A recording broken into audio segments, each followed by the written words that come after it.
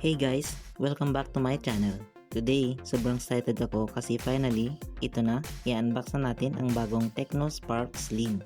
Isa ito sa pinaka-aesthetic, pinaka-manipis, budget-friendly na smartphone ngayong 2025. Siyempre, alamin din natin kung worth it ba talaga siya para sa mga mahilig mag-vlog, maglaro at gumawa ng content. Lalong-lalo na sa mga katulad kong gustong-gusto ng smooth performance pero hindi kailangan gumastos ng malaki. At ito na nga po, finally dumating na ang ating order sa Orange app nitong bagong Tecno Spark Slim. At ngayon ay bubuksan na po natin. Sana nga po hindi ito scam. At kitang-kita naman natin sa box niya na mukhang legit naman. At dito po natin siya nabili sa official store ng Tecno sa Orange app. At ito na nga po, meron na po siyang resibo. Meron na rin siyang kasamang free LTE SIM card from TM. At ito na nga po yung mismong unit. Pang bagong-bago naman siya. Totally sealed naman. At ngayon ay bubuksan na po natin para tignan natin kung ano yung nasa loob. Titignan po natin kung talagang ito yung pinakamanipis na smartphone na curve. Ingat lamang po tayo sa pagbukas para hindi natin masira or magasgasan yung mismong item na nasa loob.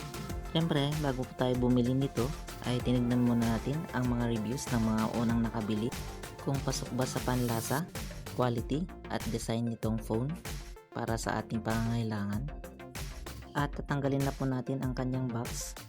Base sa review ng mga nakabili na sa mismong shop ay mukhang okay naman po ang phone at talagang sulit na sulit ang kanilang pinambili dahil napaka-affordable nito. At dito nga guys, sa loob ng orange na case na ito, makikita po natin sa loob. Bale, may kasama na po siyang case, tempered glass, mayroon na rin po siyang warranty card, at ang manual na usually ay hindi naman po natin binabasa. Quick tips nga po pala, mas maganda po na hydrogel ang ilagay natin dito sa kanyang screen dahil pag nilagay po natin itong kanyang screen ay magiging hard touch na po siya. Hindi siya masyadong lapat dun sa screen na edge. Kaya mas maganda po na mag-order po tayo ng hydrogel na separate para mas lapat na lapat po sa ating mga edge na screen. At ganito po ang looks na kanyang free case. Made of plastic po siya. So mas maganda po na i-orderan natin ng ibang case na mas maganda at mas protektado yung phone natin. So ayan guys, ito na yung Tecno Spark Slim. Ang unang mapapansin mo agad, sobrang nipis at premium looking talaga ang kanyang design. Slim talaga siya, kaya perfect sa mga mahilig sa sleeky at classy vibes. Bale, isa rin sa nagustuhan natin sa phone na to ay ang kanyang 45 watts na charger. Mas madaling magkarga ang ating phone pag 45 watts, kaya less time sa pag-aantay habang nagcha-charge dahil mabilis lang siya ma-full charge. Black yung napili nating kulay dahil mas preferred po natin ang black compared doon sa white, pero depende naman po yun sa inyong mga preference. Pagdating naman sa display, grabe, AMOLED screen talaga siya, kaya vibrant at punchy ang colors. Ideal to para sa mga mahilig manood ng Netflix, YouTube or mag-edit ng video sa kanilang phone. Sa battery naman ay talagang panalo dahil meron siyang 5160 mAh na capacity at Type-C fast charging na rin po siya.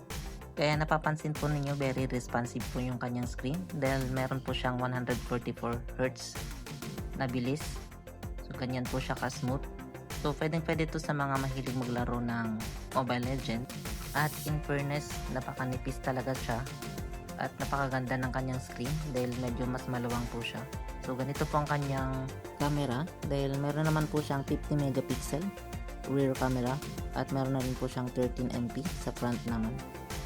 Kaya kung naghahanap ka ng budget phone na may looks, power at display na hindi basta-basta, perfect na tong Tecno Spark Slim. Sulit na sulit talaga.